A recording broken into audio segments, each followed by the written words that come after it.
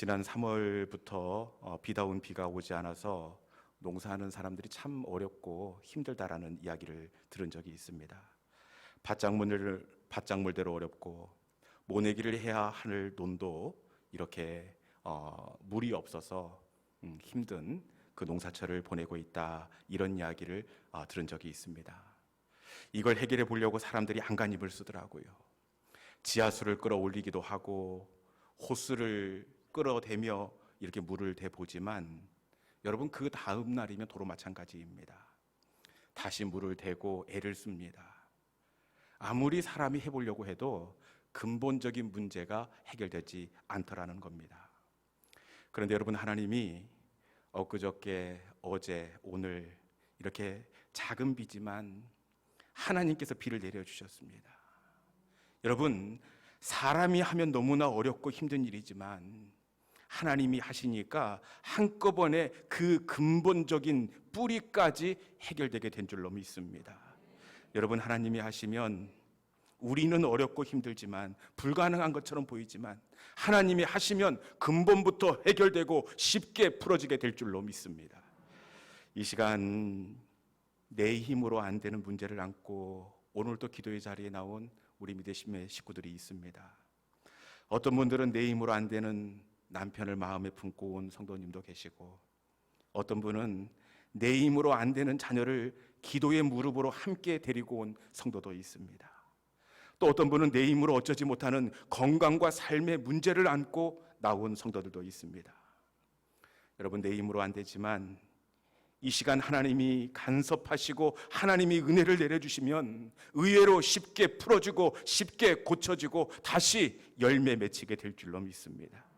이 시간 그 하나님을 소망할 때 하나님께서 우리에게 단비 내려주심으로 말미암아 이 자리를 통하여 좋은 것으로 만족해 하시는 그 하나님이 경험되어지는 복된 자리가 될 수 있기를 주님의 이름으로 축원합니다.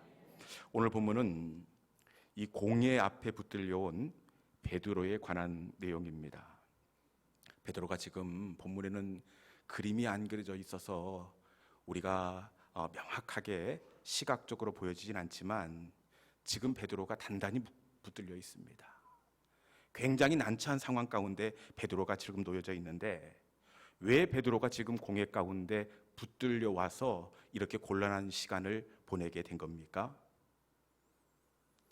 그것은 이 나면서부터 걷지 못했던 그 앉은뱅이를 고친 사건 때문에 그렇습니다.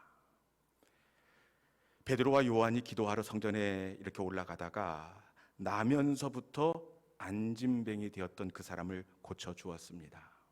우리가 잘 알듯이 은과 금은 내게 없거니와 내게 있는 것으로 내게 주노니 나사렛 예수 그리스도의 이름으로 일어나 걸으라. 그 오른손을 붙잡고 일으킬 때에 그 무릎에 힘이 생기고 그가 걷기도 하고 뛰기도 하며 하나님께 영광을 돌리며 찬양하였습니다. 그리고 이 나은 사람이 너무 즐겁고 좋은 거예요. 그래서 베드로와 요한을 놓아주지 않습니다. 그가 너무나 즐거운 걸음으로 두 사도를 데리고 솔로몬 행각으로 이렇게 옮겨갑니다. 여러분, 방금 전까지만 해도 걷지 못했던 그 사람이 베드로와 요한을 이끌고 솔로몬 행각으로 가니까 얼마나 많은 사람들 눈에 기이하게 보이겠습니까? 그래서 솔로몬 행각에 구름처럼 많은 사람들이 모이게 되었습니다. 그리고 우리가 잘 아는 그 솔로몬 행각 전도 집회가 이날 그 시간에 이렇게 이루어지게 되었습니다. 그때 베드로가 그 유명한 설교하지요. 너희가 어찌하여 우리 개인의 경건과 능력으로 이 사람을 걷게 한 것처럼 왜 나를 주목하냐? 내가 아니라 예수의 이름이 너희가 보고 있는 이 사람을 정하게 하였느니라. 이렇게 선포하였습니다. 그날 그 베드로의 설교를 통해서 전도 집회 가운데 회심한 사람이 몇 명이었죠? 신도의 수가 약 5천이나 되더라. 남자만 5천이었습니다. 여자와 어린이들까지 합하면 정말 엄청난 사람들이 예수님의 품으로 돌아왔습니다. 유대교를 버리고 기독교로 개종하게 되었습니다. 이렇게 되니 유대인들이 가만히 있겠습니까? 사내들은 공회가 발칵 뒤집히게 되었습니다. 그리고 곧바로 베드로와 요한을 잡아들여 그들을 위협하고 협박합니다. 어떤 말로 베드로와 요한을 겁박했는지 우리 본문 4장 18절에 있는 말씀을 같이 한번 봉독하도록 합니다. 같이 한번 읽습니다. 자, 시작. 그들을 불러 경고하여 도무지 예수의 이름으로 말하지도 말고 가르치지도 말라 하니 아멘. 그 유대인들이 어떻게 저들을 겁박하였습니까? 경고하였습니다. 예수의 이름으로 말하지도 말고 가르치지도 말라. 경고하였습니다. 경고. 무슨 말입니까? 내가 너 경고해. 한 번만 더 했다가는, 경고는 조심하도록 미리 주의를 주는 겁니다. 다시는 네가 하는 일을 하지 못하도록 위협하고 겁박하는 것입니다. 유대인들이 이렇게 나오면 베드로가 어떻게 해야 합니까? 적당히 타협하고 그 위기를 벗어나는 것이 이렇게 지혜롭게 보이지 않습니까? 이 정도로 마무리해 주셔서 감사합니다. 넙죽 일어나 큰절이라도 올려야 맞는 것 아니겠습니까? 그런데 베드로가 분위기 파악을 못하는 건지, 여러분 베드로가 이날 어떻게 하느냐? 우리 19절에 있는 말씀 같이 한번 읽어봅니다. 19절, 자 시작. 베드로와 요한이 대답하여 이르되 하나님 앞에서 너희의 말을 듣는 것이 하나님의 말씀을 듣는 것보다 옳은가 판단하라. 아멘. 베드로가 어떻게 하고 있습니까? 너희 말 듣는 것이 옳은지, 하나님께서 내 마음 가운데 감동으로 주시는 하나님의 음성을 듣는 것이 옳은지 너희가 판단하라. 그리고 이어지는 그 다음 20절에서는 나는 보고 들은 것을 말하지 아니할 수 없도다. 죽으면 죽었지, 예수를 말 안 하겠다고 나는 그렇게 못하겠다. 나는 내가 하던 그대로 성령이 내게 주시는 마음의 감동을 따라 예수를 선포하겠다. 오히려 유대인들에게 엄포를 놓고 있습니다. 여러분, 베드로가 지금 이렇게 이야기하면 그 이후에 어떤 상황이 될지 몰라서 철부지처럼 이렇게 한 걸까요? 그렇지 않습니다. 베드로는 잘 알고 있습니다. 이렇게 이야기한다는 것은 당시 최고 권력 기구인 사내들인 공회를 기만하는 것입니다. 그 사내들인 공회는 지금의 국회와 같은 기관인데 그 지체 높으신 그 정치인들을 기만하는 겁니다. 이 사내들인 공회를 기만하는 그 최소의 대가는 채찍질입니다. 실제로 이번에는 노임을 받지만 그 다음에 또 붙들려 가서 내가 하나님의 말씀을 감동을 따라 하겠다 다시 이야기해서 어떻게 되었습니까? 5장 40절에 보면 그들이 채찍질 당하여 노임을 받았다. 여러분, 이렇게 하면 기만의 그 벌로 채찍질 당할 것을 베드로가 알고 있습니다. 채찍질. 여러분, 채찍질 하니까 그냥 회초리 몇 대 이렇게 생각할 수 있는데 굉장히 아픕니다. 채찍은 뭘로 만들죠? 이렇게 얄쌍한 나무로 만드는 것이 아니라 동물의 가죽으로 만듭니다. 그리고 보통 채찍질 할 때는 옷을 벗깁니다. 맨살 위에 맞아도 아플 텐데 옷을 벗기고 그 끝에는 보통 그 동물의 뼈조각이나 쇠조각을 답니다. 그래서 채찍질 아플까요? 안 아플까요? 한번 맞으면 온몸에 찰싹 감겨서 그 채찍을 뜯어내면 채찍이 풀어지면서 살갗을 뜯게 되어 있습니다. 여러분, 이건 정말 감당하기 어려운 형벌입니다. 그렇기에 베드로는 생각이 있다면 어떻게 해야 합니까? 일단은 위기를 모면하고 살 길을 찾아야 합니다. 적당히 타협해야 합니다. 그럼에도 불구하고 오늘 본문에 보니까 내가 너희 말 듣는 것이 하나님의 말씀 듣는 것보다 옳은가 판단하라. 아주 담대하게 그들에게 이야기하고 있는 베드로의 모습입니다. 여러분, 그런데 사실 원래 우리가 생각하는 베드로는 이 사람 아니지 않습니까?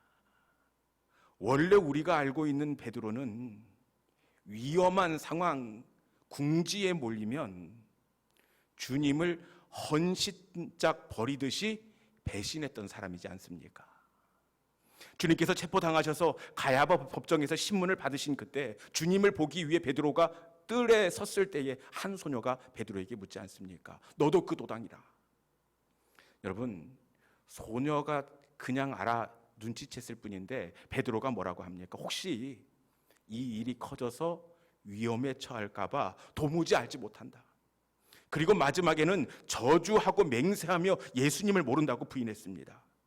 살기 위해서 금방 옥에도 죽는 곳에도 가겠다고 다짐했던 베드로였지만 곧바로 예수님을 모른다고 부인했던 베드로였습니다. 그렇게 이번에도 적당히 타협하고 다시는 전하지 않겠습니다. 다시는 무리를 일으키지 않겠습니다. 각서 쓰고 지장 찍고 나올 법도 한데 그럼에도 불구하고 베드로는 절대로 물러서지 않고 있습니다. 오히려 유대인들이 기세에 누릴 만큼 아주 용감하고 당당한 모습으로 사내들인 공회에 서 있습니다. 여러분, 그런데 사도행전에 등장하는 베드로는 용감할 뿐만 아니라 그 이전에는 겁쟁이에서 용감함으로 변했을 뿐만 아니라 이전에는 베드로가 학문이 없었던 범인이었습니다. 배움이 깊지 않았습니다. 그런데 복음서에는 그런 베드로였지만 사도행전에 와서는 베드로가 어떻게 달라져 있습니까? 우리 본문 13절에 있는 말씀 같이 한번 읽어봅시다. 13절, 자 시작. 그들이 베드로와 요한이 담대하게 말함을 보고 그들을 본래 학문 없는 범인으로 알았다가 이상히 여기며 또 전에 예수와 함께 있던 줄도 알고. 아멘. 본래 베드로는 학문이 없는 범인으로 알았다가 학문이 없었던 배움이 짧은 사람이었습니다. 그런데 이 사내들인 공회원들이 그 베드로의 이야기를 듣고 이상히 여기며 내가 알던 베드로 맞나? 완전히 내가 알던 베드로라고 생각할 수 없을 만큼 논리가 정연한 사람으로 바뀌고 있습니다. 그리고 논리가 정연할 뿐만 아니라 얼마나 설교를 은혜롭게 잘하는지. 베드로가 한번 설교하면 100명, 200명 아닙니다. 3,000명, 5,000명이 가슴을 치며 우리가 어찌할꼬 돌아오는 아주 말에 능한 베드로가 이렇게 되어 있는 것을 확인할 수가 있습니다. 그리고 여러분, 이 베드로는 용감하고 이렇게 설교만 잘할 뿐만 아니라 어떻게 달라져 있습니까? 베드로가 이전과 다른 또 다른 모습은 기적의 통로가 되었다는 사실입니다. 여러분, 그 전에 이 베드로는 단 한 번도 누군가를 고쳐본 적이 없습니다. 감기 환자 한 번도 기도로 고쳐본 적이 없는 그런 범인이었습니다. 그런데 사도행전에 나와 있는 베드로는 어떻습니까? 나면서부터 안진뱅이 되었던 그 사람을 일으켜 세웁니다. 여러분, 혹시 한 달 전에 다리를 다쳐서 이렇게 다리에 장애가 생긴 사람이라면 혹시나 하고 고칠 수 있겠지만 이 사람이 몇 년 동안 이렇게 앉아서 지냈겠습니까? 이 성경 퀴즈 나옵니다. 몇 년이죠? 병 나은 사람이 40여 세나 되었더라. 40년 동안 앉아서 생활했다면 모든 관절이 뻣뻣하게 굳어져 있는 상태입니다. 그런데 베드로가 오른손을 잡아 일으키니 걷기도 하고 뛰기도 하며 하나님을 찬양하는 기적이 일어나게 되었습니다. 그리고 베드로는 심지어 안진뱅이만 고치는 것이 아니라 죽은 사람도 살려내게요. 이후에 사도행전 9장에 가보면 이 베드로가 다비다 도르가를 살려냅니다. 죽어서 그 여인을 씻겨 다락에 뉘어놓은 상태임에도 불구하고 베드로가 다비다야 일어나라 할 때에 죽은 다비다가 눈을 떠 살아나게 되었습니다. 심지어 베드로가 어떤 일까지 있습니까? 베드로가 덮는 그 이불을 귀신 들린 자나 병이 있던 그 사람에게 얹으면 악귀가 떠나고 질병이 떠나가는 기적의 통로 베드로가 되었다는 사실입니다. 여러분, 무엇이 베드로를 이렇게 변화시켰을까요? 우리가 알고 있는 복음서의 베드로는 실패자요, 다시 찾아와 세워졌음에도 불구하고 나는 물고기 잡으러 가노라, 다시 세상으로 돌아갔던 베드로였습니다. 그런데 사도행전에 있는 베드로는 내가 너희 말 듣는 것이 옳은지 성령의 감동을 따라 이야기하는 것이 옳은지 너희가 판단하라. 질병을 고치고 한 번 설교하면 5,000명, 3,000명이 돌아오는 능력의 사람으로 바뀌어 있는 것을 우리가 확인할 수가 있습니다.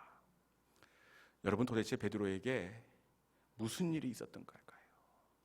무엇이 베드로를 이렇게 능력의 사람으로, 새로운 사람으로 변화시킬 수 있었을까요? 그것은 이 베드로의 인생 가운데 찾아오신 성령의 은혜가 되는 줄로 믿습니다. 오순절날 찾아오신 성령님이 베드로 가운데 임하실 때, 오순절 성령께서 베드로를 붙잡아 주실 때 그 이전과 이후가 완전히 구별되는 다른 인생으로 변화될 수가 있었습니다.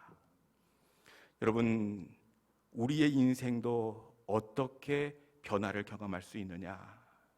그것은 베드로 가운데 임하신 성령님이 우리의 인생 가운데 임하시면 우리도 새로운 인생, 하나님의 영광을 드러내는 기적의 도구, 새로운 인생이 되게 될 줄로 믿습니다.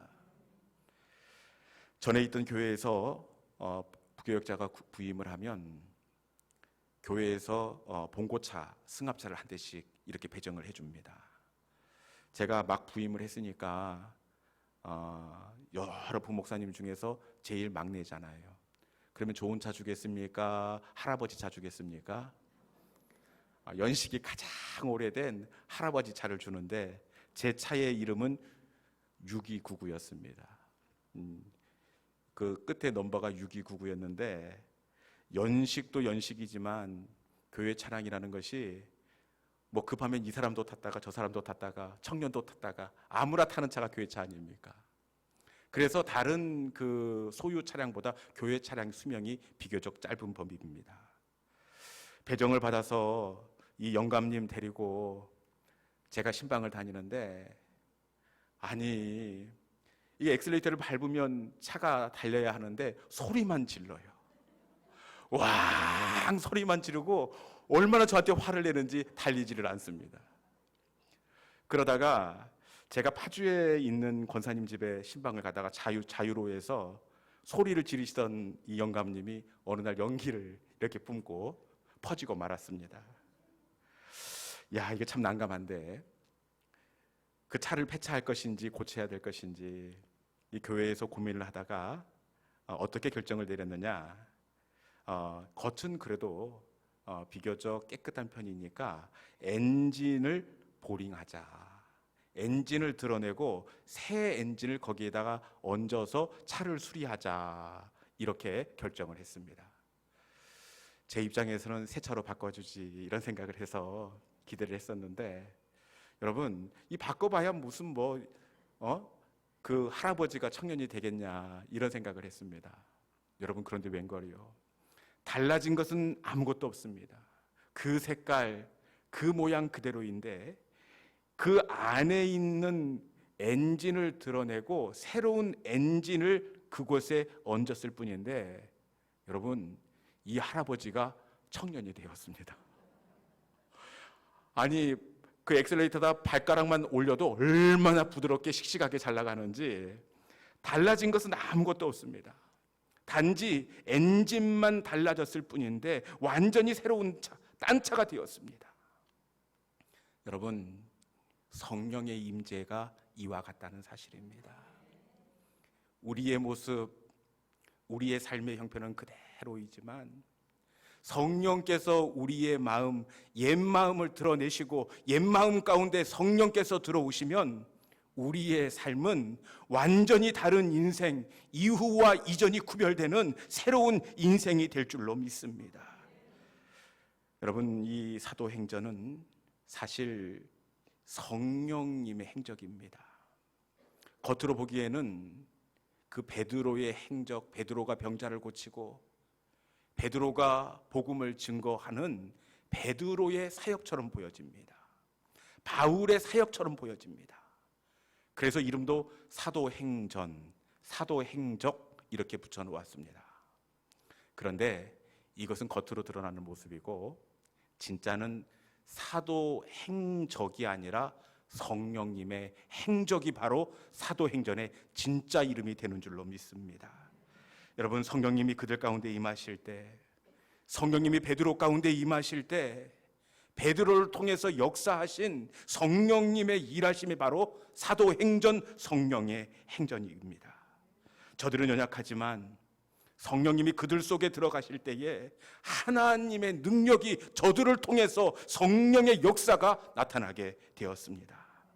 여러분, 우리 가운데 성령님이 임재하시고 충만으로 역사하여 주시면 우리들의 걸음 발자국을 통해서도 성령의 일하심, 성령의 행적이 드러나게 될 줄로 믿습니다. 여러분, 그러면 저들 가운데 어떻게 할 때에 성령의 임재가 그들 속에 임하게 되었을까요? 여러분, 그들은 가만히 있지 않았습니다. 그들은 간절히 사모함으로 기다렸다는 사실입니다. 우리 예수님께서 마지막 하늘로 올라가시기 전에 뭐라고 말씀하십니까? 위로부터의 능력을 덧입을 때까지 이 성에 머물라.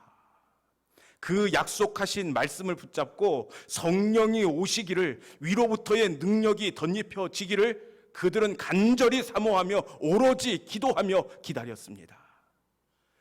여러분, 그들이 어떻게 기도했겠습니까? 성령님, 예수님 가신 다음에 우리를 고아와 같이 버려두지 아니하시고 보혜사 성령께서 우리 가운데 오신다고 약속해 주셨는데 그 성령이 필요합니다. 성령님, 이제는 지난날 실패자의 모습으로 살기 싫습니다. 성령이 임하시면 너희가 권능을 받게 된다고 우리 예수님께서 말씀하여 주셨는데 성령님, 우리 위에 임하여 주시옵소서. 약속한 은혜의 성령을 우리 가운데 허락해 주십시오. 사슴이 시냇물을 찾듯이, 가물어 메마른 땅이 간절히 단비를 사모하듯이 그들은 약속하신 성령을 그렇게 간절히 사모하며 오로지 기도하며 기다렸다는 사실입니다. 그때의 하나님은 약속대로 성령의 은혜를 각 사람 위에 나리워 주셨습니다. 여러분, 우리가 오늘 이렇게 말씀을 나누는데 왜 이 말씀을 나누는 겁니까?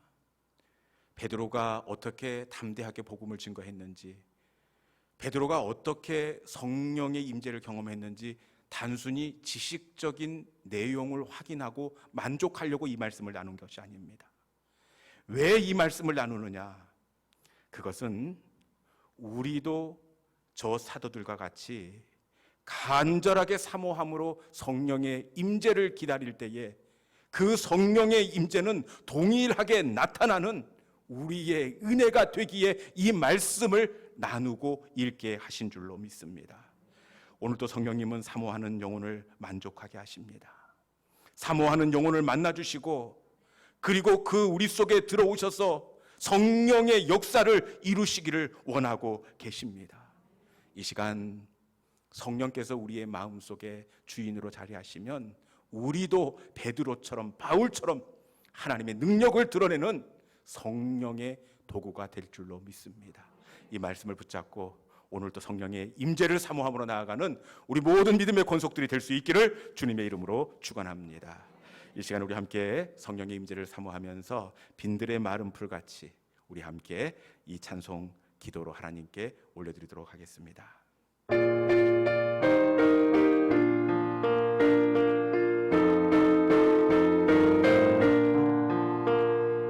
빈들의 마른 풀같이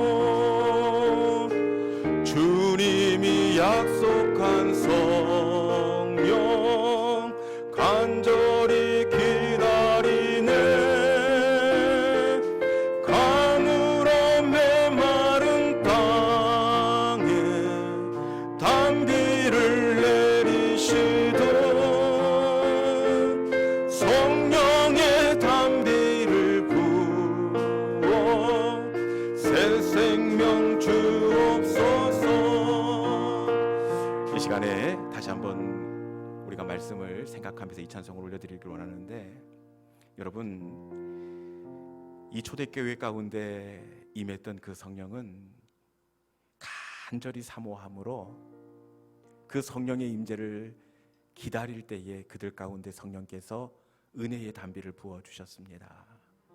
여러분, 그것은 예시고 우리도 그들처럼 간절히 사모하며 성령의 임재를 기다릴 때에 오순절 마가의 성령의 역사, 사도행전의 역사는 오늘 나에게도 경험되어진다, 이렇게 말씀하고 있습니다. 이 시간 이미 에스겔 골짜기의 충만으로 찾아오셨던 그 은혜의 생기 성령은 우리의 예배 가운데, 찬송의 자리 가운데, 기도의 자리 가운데 임하여 계시는 성령인 줄로 믿습니다. 주님, 감으로 메마른 땅이 단비를 기다리듯이, 목마른 사슴이 시냇물을 갈망하듯이, 주님, 저희는 성령이 필요합니다. 성령의 은혜만이 주님 나를 살게 하고 숨쉬게 할 수 있을 줄로 믿습니다.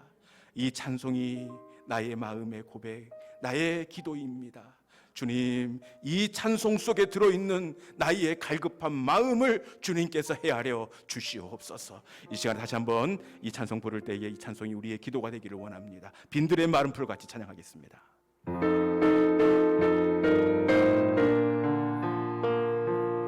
빈들의 마른 풀 같이 시들은 나의 영혼, 주님이 약속한 성령 간절히 기다리네. 가물어 메마른 땅에 단비를 내리시듯 성령의 단비를 부어 새 생명 주옵소서. 반가운 빗소리, 반가운 빗소리 들려 산천이 춤을 추네. 봄비로 내리는 성령 내게도 주옵소서.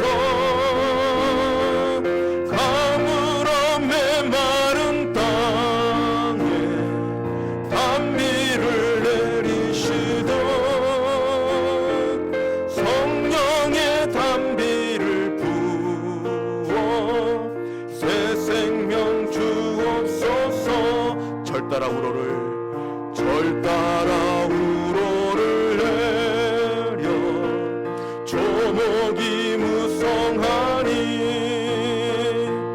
갈급한 내 심령 위에 성령을 부으소서.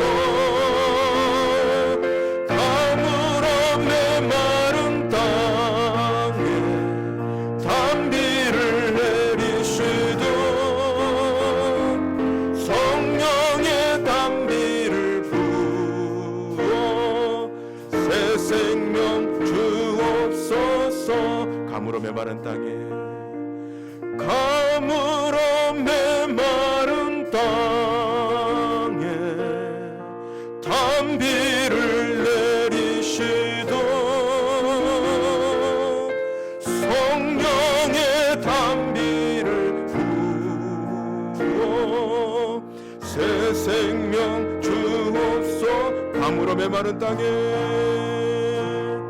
가물어 메마른 땅에 단비를 내리시듯 성령의 단비를 부어 새 생명 주옵소서.